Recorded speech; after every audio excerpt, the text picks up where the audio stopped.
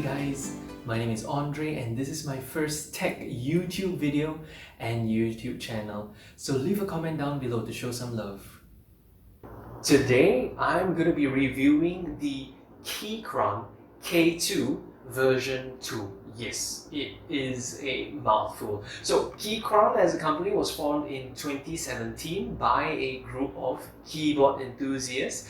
I paid $89 for this keyboard and the price ranges from 69 USD all the way up to 99 USD.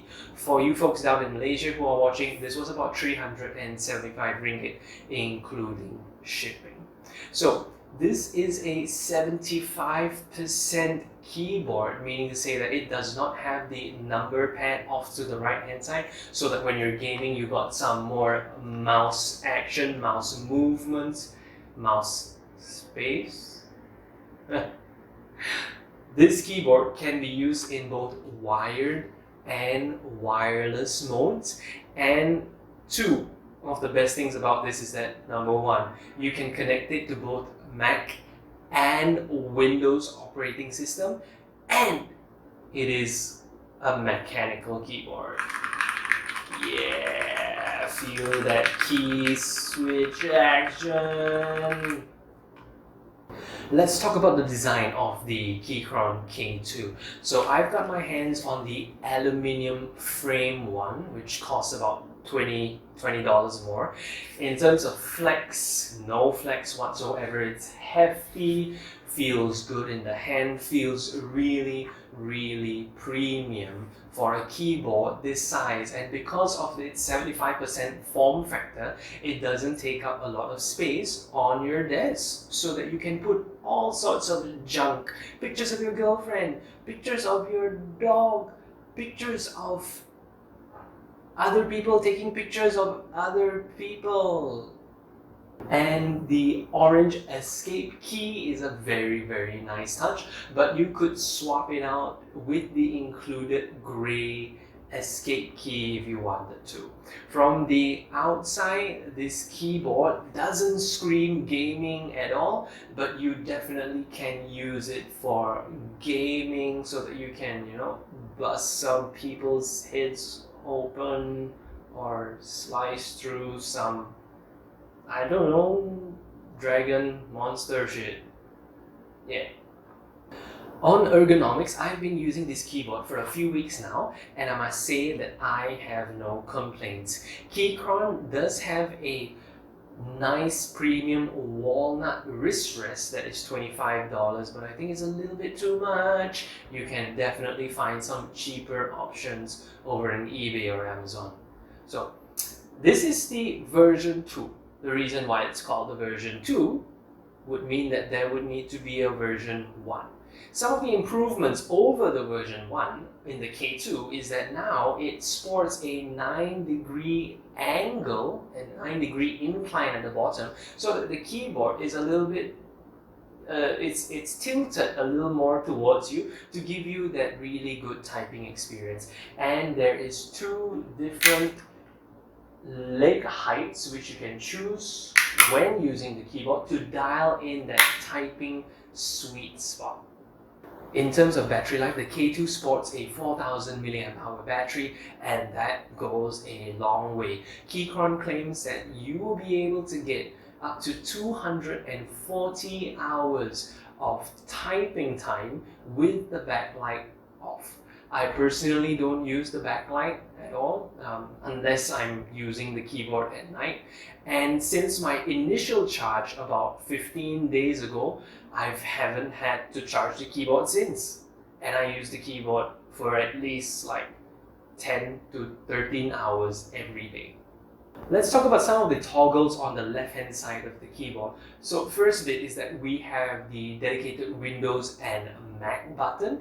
Keychron does include relevant keycaps for each operating system, and also has a keycap puller included in the box. There is also a secondary toggle so that you can switch between wired and wireless modes. And there is one more switch in the middle where you can turn the keyboard off entirely. There is a USB-C connector up top on the left-hand side used to charge the K2 and also connect it to either your laptop or desktop PC. Personally, I have no issues having the charging connector on the left-hand side. It doesn't bother me at all because I'm connected through Bluetooth most of the time.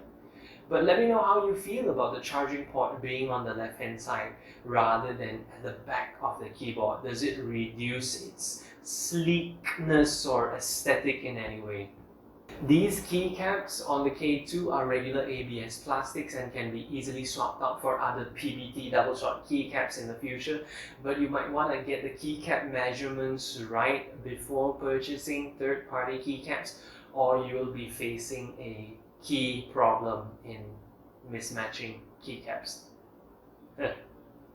In Bluetooth mode, we have Bluetooth 5.1, and you can pair it up with 3 different devices and switch between them seamlessly with the dedicated FN plus alphanumeric 1, 2, or 3 buttons. It's fantastic to have this option, especially if you're switching between different systems or different devices, and it takes about 2.5 seconds to change between your paired Bluetooth device.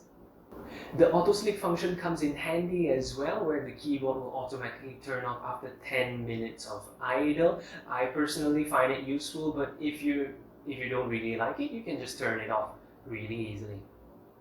Let's talk about RGB lighting if you're into that kind of thing. So there are all sorts of colors that we can see over here on the K2. It's a little bit dim at full brightness. Personally, I find it a little bit dim.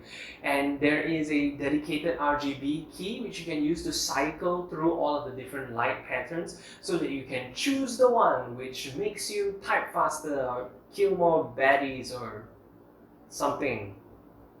Because it's a mechanical keyboard, it would make no sense to not talk about the switches. So we have the Keychron switches up here rather than the Cherry MX. I personally am using the Reds, but Keychron does offer other options, total of 3, which are the browns, Keychron browns, the Reds, and the blues. I use the Reds, they are responsive, they're fast, and overall I have no issues with them.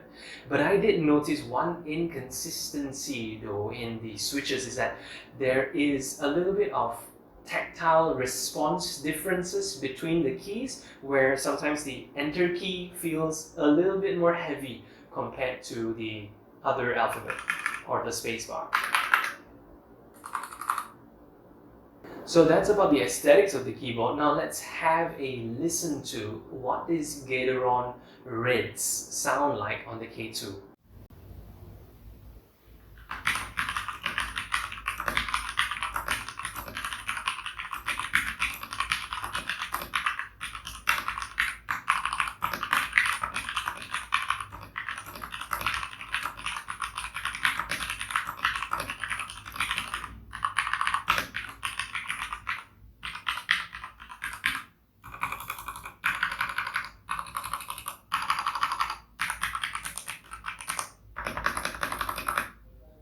So to wrap up my review on the K2, design, fantastic, compact, build quality, good, solid, it's hefty, you have the ability to swap between 3 different devices, fantastic, use it over 2 different operating systems, Windows and Macs, fabulous, Bluetooth connectivity, stable, consistent, but you might want to get it hooked up to the cable if you're going to be doing a lot of gaming to avoid any Bluetooth latencies. One feedback though for Keychron, if you guys are watching, that it would be fantastic to have a 2.4 GHz wireless receiver bundled in together.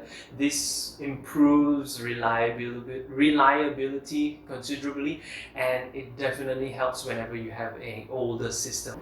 So is the K2 a recommended purchase for 2021?